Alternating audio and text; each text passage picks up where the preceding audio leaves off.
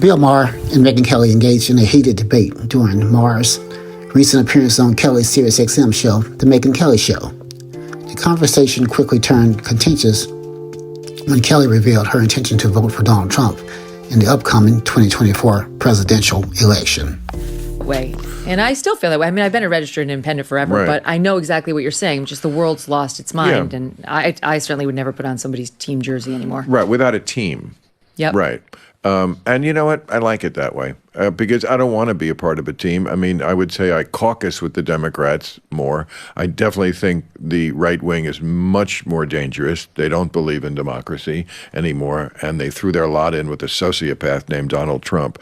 So, no, he's not. No, I just Okay. I want to talk about your feelings on Trump. Yeah, well, there you go. But this is how, so you and I are very similar. I feel like you're kind of a 4 and I'm a 6 on the ideological scale. We have a lot of overlap, but you're definitely still Sure. going to vote Democrat, and I'm definitely going to vote Republican. But there's enough Well, I'm definitely- commonality to make us shake our heads yes when the other one speaks a lot. So you're going to vote for Trump? I am going to vote for Trump, yeah. Yeah. I mean, Maher, a vocal critic of President Joe Biden and anything woke, obviously, had previously stated his intention to vote for the Democratic nominee, even if it meant voting for Biden's head in a jar of blue liquid over Trump. However, Kelly's disclosure that she planned to vote for Trump sparked a tense exchange between the two. Maher challenged Kelly on her support for Trump, citing the former president's unsubstantiated claims of election fraud in 2020 and his refusal to concede defeat. He questioned how Kelly could endorse a candidate who has undermined the fundamental principles of democracy by not respecting election results. I'm going to vote for Trump, yeah. yeah. I mean, I can't even understand that. And I understand that Biden is deeply flawed, but he does believe in our way of life. And, I mean, I was the one who was saying from the very beginning when everyone was laughing at me that Donald Trump will never give up power. And he didn't. He still hasn't conceded the last election.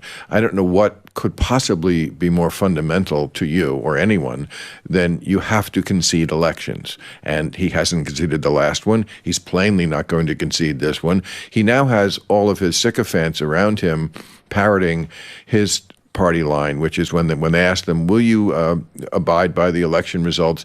Yes, if it's a free and fair election, which is another way of saying if we win. You really think this is a place this country should be? I'm not going to defend the election denialism. I'm not one of those people who But believes what's more that. important? What kind of country? Kelly attempted to defend her position, stating, "I'm not one of those people who believes in election denialism, but Maher interrupted, emphasizing the importance of respecting the democratic process and the peaceful transfer of power." Yeah, she says she's not one of those people, but she's supporting this guy, even after the things he's said about her. What kind of country do we have? How about my daughter not going into a locker room and seeing a man's penis?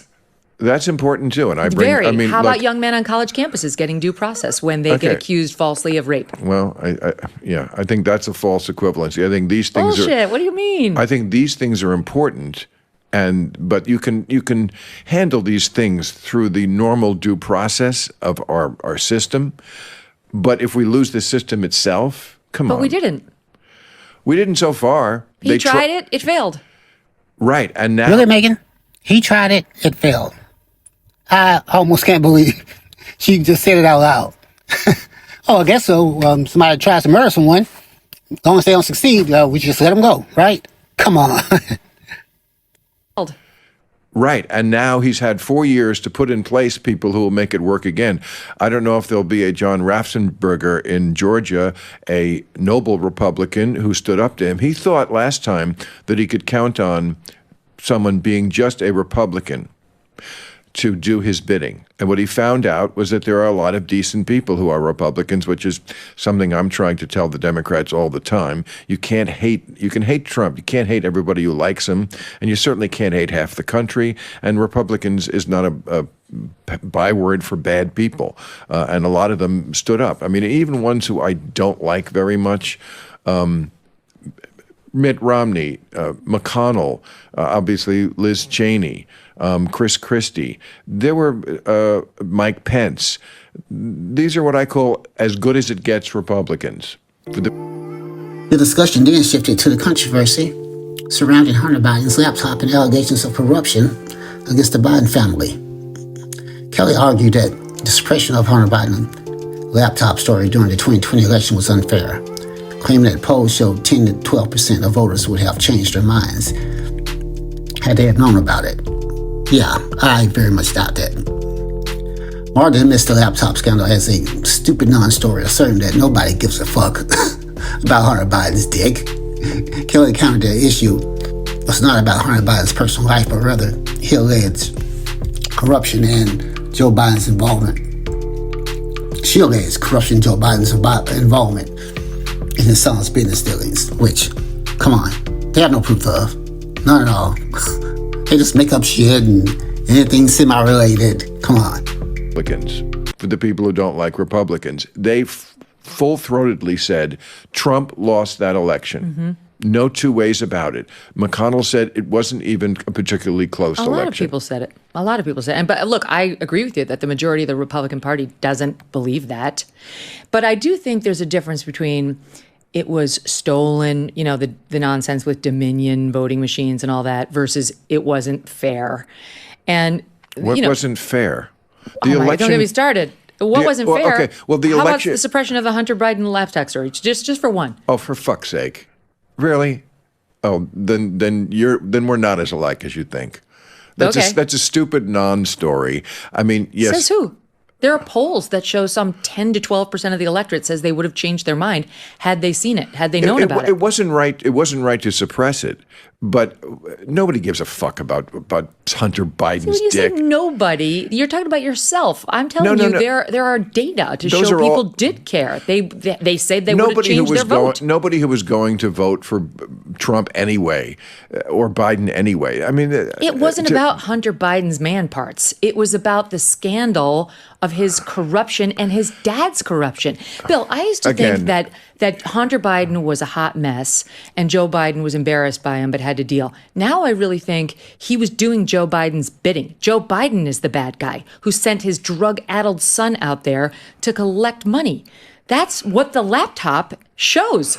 And that's more important than what I was bringing up about not abiding by election results, not respecting what always made this country great, the peaceful transference of power. I don't disagree with you on that. You're not going to get me to say it was a great thing the way Trump behaved. I don't have to get you to disagree. You're obviously someone who looks at an elephant and a mouse and cannot tell which one is bigger.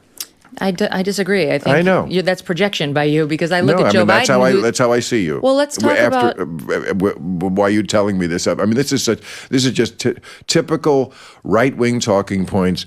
The evil Hunter Biden and the evil Joe Biden. And look, do I like them? No, I don't particularly like them. I think they're very flawed. Listen. It's not nearly on the scale. You're misstating my argument. You're misstating my argument. That Hunter Biden just now on the laptop was brought up as evidence of how the election was not fair. He's not a reason necessarily to not vote for Joe Biden. The reason not to vote for Joe Biden is his policies. You're not woke. He's as woke, or at least his policies are, as they come. The open border. Throughout the interview, the two broadcasters engaged in heated exchanges, often interrupting and talking over each other. At one point, Bill accused Kelly of being unable to distinguish between significant issues and trivial matters, stating, "You're obviously someone who looks at an elephant and a mouse and cannot tell which one is bigger." Despite their disagreements, both Bill and Kelly acknowledged the value of airing their political differences publicly.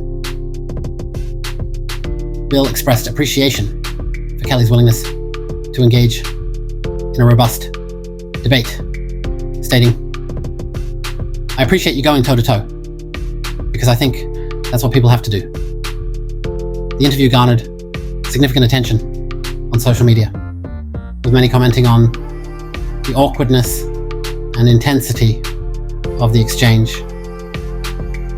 While Bill and Kelly agreed to disagree on certain issues, their contrasting perspectives on the upcoming election denialism, and the importance of respecting democratic norms highlighted the deep divisions within American political discourse.